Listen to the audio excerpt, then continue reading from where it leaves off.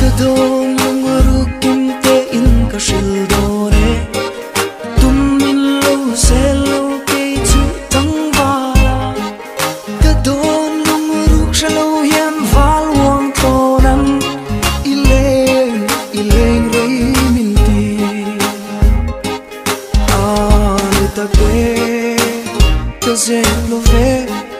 val senior polum kam nei lo kani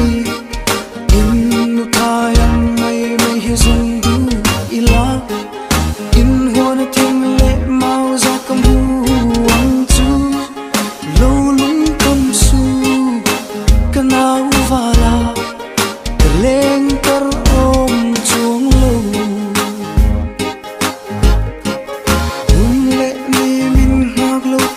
an liêm zela roll thar te pun run nu thayan zal pui ze ke ro zal pui ne lovin zamu kachi kadu tui mot vang ni mangai di tu ni mo katung ve a gel kung kap chim hun sei yang kaleng zang ting ma sim mangai bia thu lan zai rel du lovin triam tra a mai kan in chang amak min mange amak te e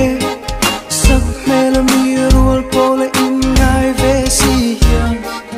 chai tu la nu ren tong the si lo mangai bia thu min lan tu reng arom si lo apoi nem le apoi chuang lo kaleng tar om chuang lo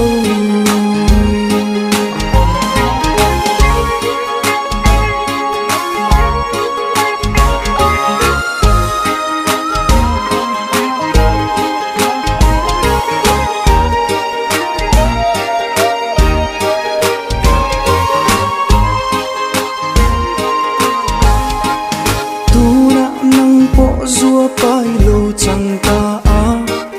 pakati pu pakati kai ivan choke ke wan kum val sinia valo thong a hian kam nui fu chin che tu na ui zun kalung phing to a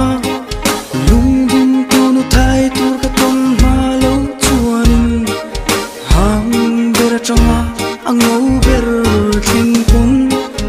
ba sam se liang le si tuan feng to pot chu ka zong zel do ka leng kar om chuang lo lo lung kham su kanal vala